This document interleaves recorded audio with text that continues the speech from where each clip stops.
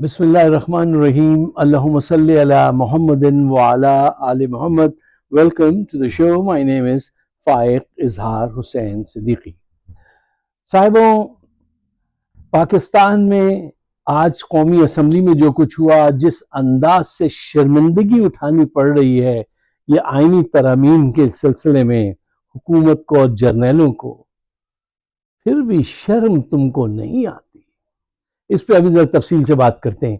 دیکھیے، پنجاب میں طلبہ کا جو احتجاج ہے وہ بڑھتا جا رہا ہے. اب وہ لاہور سے نکل کے اسلام آباد، پنڈی یہاں پہنچ گیا ہے. بری طریقے سے آنسو کا استعمال کیا جا رہا ہے، مارا جا رہا ہے، گرفتار کیا جا رہا ہے، لیکن وہ سیلاب جو ہے تھم نہیں رہا. اس کی وجہ کیا ہے؟ دیکھیے، اسٹوڈنٹس ہی نہیں، پورا معاشرہ اس حکومت کے خلاف ہے. ان حالات سے تنگ آ گیا ہے. ایوری نوز کہ یہ جو ہے لیجٹ نہیں ہے، انلیگل لوگ ہیں. یہ ان کی حکومت جو ہے وہ جو ہے فارم 47 کی حکومت ہے. اس کا کوئی ریسپیکٹ نہیں ہے. اس حکومت کی لوگوں کے دلوں میں کوئی احترام نہیں ہے. اور 2.5 سال میں ان کی کارکردگی ایسی رہی ہے کہ کوئی ایک اچھا کام بھی ان کے پورٹفولیو میں نہیں ہے. تو لوگ بیزار ہیں ان سے، ان کی بدماشی سے، اور ان کی باتیں سن کے لوگ تنگ آ گئے. اپنی آنکھوں سے دیکھتے ہیں، پاکستان میں رہنے والا تو اپنی آنکھوں سے دیکھتا ہے نا یہ کس طرح کی بدماشی کر رہے ہیں. اچھا، اب یہ کیس کیا ہے؟ کچھ لوگ ڈائریکٹ میاں عامر صاحب کا نام لے رہے ہیں، جو اس کے اونر ہیں یہ پنجاب کالج کے. دیکھو، وہ وہاں موجود نہیں تھے. کل میری ایک صاحب سے بحث ہو رہی تھی تو میں نے ان سے کہا دیکھو، اس آدمی کو تو خبر بھی نہیں ہوگی کہ کیا ہو گیا. وہ ایک بزنس مین ہے، اپنے کسی اور دنیا میں ہوں گے، اور ان کو ڈائریکٹ ذمہ دار نہیں. ہاں، انڈائریکٹلی وہ اونر ہے تو ان سے آپ بات چیت کر سکتے ہیں، لیکن ایسے کسی کو ابیوز نہیں کریں آپ. مطلب اس آدمی کو کیا پتا کہ یہاں پہ کیا ہو رہا ہے. تو یہ ان کی ذمہ داری نہیں. ہاں، ان کے پورے نیٹ ورک کی ذمہ داری ہے یہ جو پنجاب کالجز جو ہیں وہ ان کے جو کرتا دھرتا ہے ان کی. اچھا، to make it long story short, Maryam Nawaz یہ جو گروپ ہے میاں عامر صاحب کا، یہ اور نواز شریف یہ ایک دوسرے کو فیور دیتے ہیں. اچھا صاحب، لیکن بیوقوف لوگوں کی فیور بھی نہیں لینی چاہیے. انہوں نے پریس کانفرنس کی مریم نواز نے، اور ایک بچی کو، ایک طالبہ کو، اسٹوڈنٹس کو لا کے ساتھ بٹھایا کہ وہ آئی وٹنس ہے کہ ایسا کچھ نہیں ہوا، اور وہ کچھ اور کہانی بتائے گی. اتفاق سے جب اس کے بولنے کا موقع آیا تو وہ بولی میں وہ لڑکی نہیں ہوں، میں نے کچھ ایسا نہیں دیکھا جو آپ کہہ رہی ہیں. اس کا مائک انہوں نے فوراً بند کر دیا مریم نواز نے. وہ ان کی کہانی سے مل نہیں رہا تھا. وہ لڑکی کہہ رہی ہے میں تو وہ لڑکی نہیں، وہ تو لڑکی کوئی اور ہے جس نے دیکھا تھا. سب مائک بند کر دیا. کیا اس طرح سے تم حق اور سچ کا گلا دبا دو گی؟ تمہارے چچا نے بھی یہ کیا تھا. وہ ایک بچی جس کا قصہ ڈارک ویب کا ڈاکٹر شاہد مسعود نے پوری دنیا کے سامنے رکھا تھا کہ کیسے لائیو اس کے ساتھ زنا کرتے ہوئے پھر اس کے جسم کے اعضاء کو کاٹتے ہوئے دکھایا گیا تھا. اس کا باپ ایک دن ایک پریس کانفرنس میں کچھ بات کہنے لگا تو ان کے چچا جان شہباز شریف نے بڑھ کے ان کا مائک بند کر دیا کہ اس کے منہ سے یہ بات نہ نکل جائے، یہ سچ نہ نکل جائے. یار یہ ظالم درندے آپ پہ حکمرانی کر رہے ہیں. کوئی عذاب ہی ہے پاکستان پہ کہ ایسے آپ کے حکمران ہیں. اب وہ لمبی باتیں ہیں کہ جیسے لوگ ہوتے ہیں ویسے ہی حکمران بھی آتے ہیں. آپ ہی میں سے آتے ہیں تو سب کے اعمال ہی خراب ہے. پھر اس کا تو مطلب یہی ہے. اچھا، اب آئیے آئینی ترامیم کی طرف. ہر طرف سے آپ ایک شور سن رہے ہیں کہ آئینی ترامیم ہونے والی ہیں، نہیں ہوں گی، پاس ہوں گی، نہیں ہوں گی. یہ سب کیا ہے؟ To make long story short, آئینی ترامیم کی کیا ضرورت ہے؟ کیوں کرا رہے ہیں آئینی ترامیم؟ کوئی بھی ملک اپنے آئین میں بہت مشکل سے آئینی ترامیم کرتا ہے. یہ کوئی آسان کام نہیں ہوتا ہے. ایک دفعہ کانسٹیٹیوشن بن گیا تو وہ سب سے معتبر ہوتا ہے اس معاشرے میں. اس کی الہامی کتاب کے بعد اس کنٹری کا آئین سب سے بڑا اس کا وہ ہوتا ہے. جیسے ہمارے یہاں قرآن اور احادیث کے بعد یہ کتاب آئین کی جو ہوگی، اس کو ہم بہت پروٹیکٹ کریں گے، کیونکہ سب نے اس پہ اتفاق رائے سے اس ملک کے لیے یہ قانون چنا ہے۔ امریکہ کے قانون کو بنے ہوئے 200 ایئرز ہو گئے، may be more then that. اچھا، اس میں ترامیم کرانے کے لیے دے اٹیمپٹ 11,000 ٹائم چھوٹی سی امینڈمنٹ کے لیے، لیکن صرف دے سکسیڈ اونلی آن 26 سے 7 ٹائمز اتنے عرصے میں، کیونکہ یہ سب کو اتفاق میں لانا اور بہت مشکل کام ہوتا ہے۔ یہاں پہ آپ یہ دیکھ لیجئے کیسے یہ کام کیا جا رہا ہے۔ یہ کام کیوں کیا جا رہا ہے؟ سب سے پہلے یہ کام اس لیے کیا جا رہا ہے کہ آرمی جرنیل جو ہیں وہ جب بھی آتے ہیں ان کو جو سب سے 2 چیزیں ان کے سامنے بڑی خوف کی علامت ہوتی ہیں، ایک عدلیہ اور دوسری عوام۔ اور اس کا طریقہ یہ ہوتا ہے کہ وہ چاہتے ہیں کہ وہ کچھ ایسے کام کریں کہ عوام مطمئن رہے، جو 3 ڈکٹیٹر آگے کر کے گئے، اور پروپیگنڈا پولیٹیشین کے لیے ایسا کریں کہ وہ خراب نظر آئیں، یہ اچھے نظر آئیں۔ یہ آج تک ہوتا رہا ہے۔ اور دوسرے عدلیہ جو ہوتی ہے وہ اگر کوئی فیصلہ کر دے تو پھر ماننا پڑے گا۔ اب عدلیہ کا گلا انہوں نے جب بھی آتے ہیں گھوٹا ہے، جب بھی آتے ہیں عدلیہ کا وہ کرتے ہیں۔ یہ بڑی تفصیل طلب باتیں ہیں۔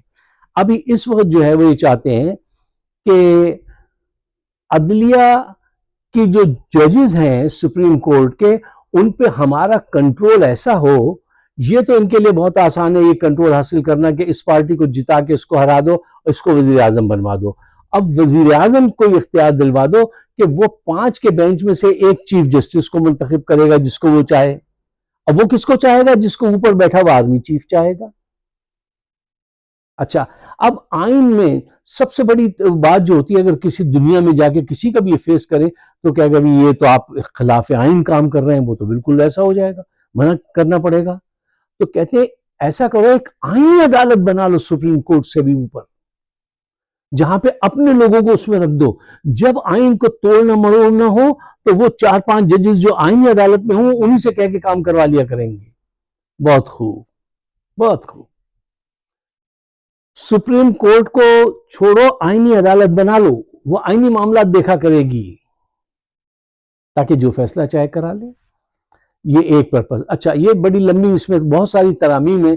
ایک ترمیم جو ہے جس کے لیے بہت بے چین ہے جرنیل بھی، نون اور پی پی پی بھی۔ کیوں؟ وہ ترمیم کیا ہے؟ وہ ہے آرٹیکل 8 میں یہ چاہتے ہیں کہ سویلین کو ملٹری کورٹس کی طرف بھیجا جائے، وہاں پہ ان کے فیصلے ہوں۔ وہاں پہ یہ عمران خان کو ہمیشہ کے لیے ٹانگ دینا چاہتے ہیں یا عمر قید دینا چاہتے ہیں۔ یہ ان کی چاہت ہے کہ یہ آرٹیکل 8 جو ہے اس میں یہ سب ہم کرا لیں کہ جناب ملٹری کورٹس کی طرف جائیں گے۔ دنیا میں کہیں نہیں ہوتا یار۔ دیکھیے، ملٹری کورٹس بنائی جاتی ہیں، ملٹری کے اندر جو بغاوتیں ہوتی ہیں یا جو یہ پیسے ویسے مارتے ہیں یا جو کچھ بھی اعمال ہوتے ہیں بدکاری کے، ان کے لیے ہوتی ہے۔ ملٹری کورٹس ملٹری کے چھاونی کے اندر ان کے لیے ہوتی ہے، ٹھیک ہے نا۔ سویلین کورٹس سویلینز کے لیے ہوتی ہیں۔ اب یہ جو چکر چلا رہے ہیں یہ صرف عمران خان سے جان چھڑانا چاہتے ہیں۔ اچھا، اس کے لیے بلاول بھی تیار ہیں، نون بھی تیار ہے۔ کیوں تیار ہے؟ بلاول کا یہ ایمان ہے، پی پی پی کا یہ ایمان ہے، نون کا بھی یہ ایمان ہے کہ ہمیں تو آ کے خدمت ایسے کرنی ہے کہ زیادہ سے زیادہ پیسہ کمانا ہے۔ اس کے لیے اگر جوتا پالش کرنے پڑتی ہے جنرل کی، تو اس ملک میں تو جنرل کی جوتا پالش کے بغیر حکومت نہیں ملتی۔ آؤ وہی کریں گے ہم۔ ہمیں کیا پاکستان سے؟ ہمیں کیا؟ جوتا پالش کر لیں گے اور جو ہے ہم مال بناتے رہیں گے، مال باہر لے آگے چھپاتے رہیں گے۔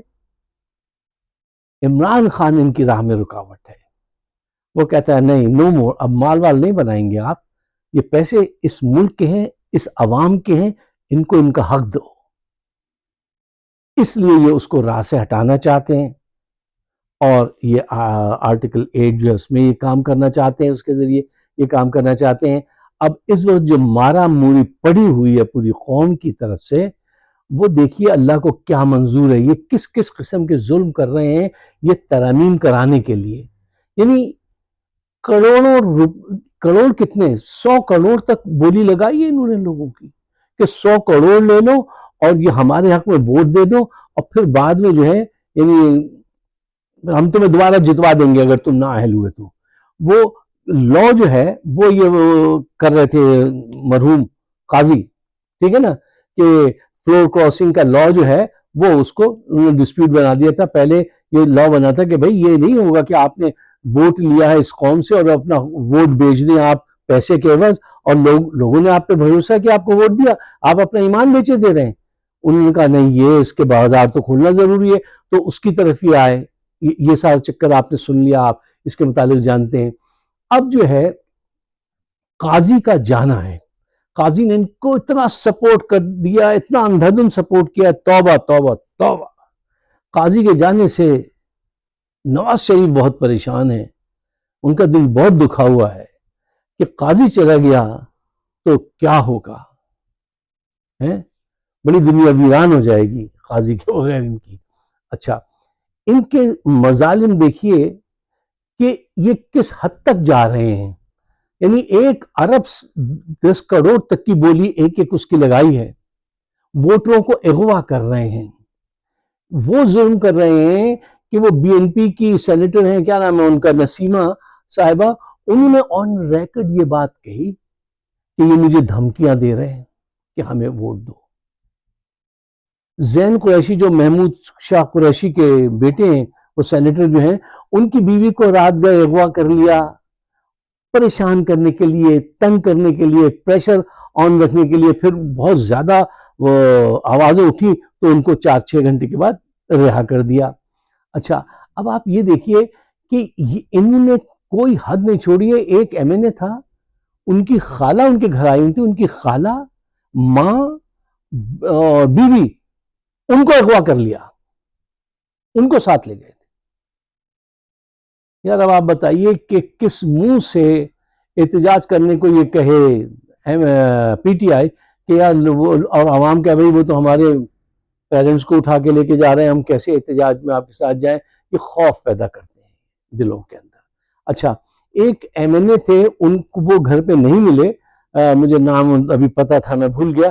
ان کے 12 سالہ بچے کو ساتھ لے گئے اور پھر پلاس سے اس کی کھال کھینچ رہے ہیں اور لائیو اس کی ماں کو دکھا رہے ہیں کہ اس سے کہو باپ سے کہ ووٹ دے. عاصم منیر صاحب، آپ کا انجام آپ کے جو پچھلے گئے ہیں، ایوب، مشرف، ضیاء، اس سے کوئی الگ نہیں ہوگا، اس سے زیادہ بدتر نظر آ رہا ہے. ابھی آپ کی نہیں سمجھ میں آئے گی، ڈکٹیٹرز کی بات کبھی سمجھ میں نہیں آتی. جب دور گزر جاتا ہے، جب اعمال پورے برباد کر دیتے ہیں، تو بہت ہی ذہین اکا دکا لوگ ہوتے ہیں جو وقت سے پہلے سمجھ جائیں. یہ سارے کام آپ کروا رہے ہیں، یہ کیا یہ جمہوریت ہے؟ یہ آپ کی ناک کے نیچے ہو رہا ہے. یو نو ایوری تھنگ. اب وہ سینیٹر قاسم صاحب ہیں، وہ بیچارے کڈنی کے مریض، وہ ڈائلسس پہ گئے تھے تو رستے سے ان کو اٹھا لیا، چلو ووٹ دو ورنہ. یار ایسے یہ جمہوریت ہے؟ یہ ملک ایسے چلے گا؟ ایسے چل سکتا ہے کوئی ملک جہاں پہ اس قسم کی بدماشی چل رہی ہو؟ پھر کہتے ہیں سچ نہ بولو. اب آپ سچ کو روک نہیں سکتے، عوام کے سیاسی شعور کو اب آپ رول بیک نہیں کر سکتے. جو شعور حاصل ہو گئے وہ ہو گیا. جو چیزیں ہو جاتی ہیں، کچھ چیزیں ایسی ہوتی ہیں آپ ان کو ریورس نہیں کر سکتے. کچھ چیزیں ایسی ہوتی ہیں، ٹوتھ پیسٹ سے جب پیسٹ ایک دفعہ نکل جاتا ہے نا تو پھر دوبارہ نہیں ڈال سکتے آپ. عوام آپ کے خلاف ہو چکی ہے، آپ کی حرکتیں دیکھ کے اب آپ اس کو ریورس نہیں کر سکتے.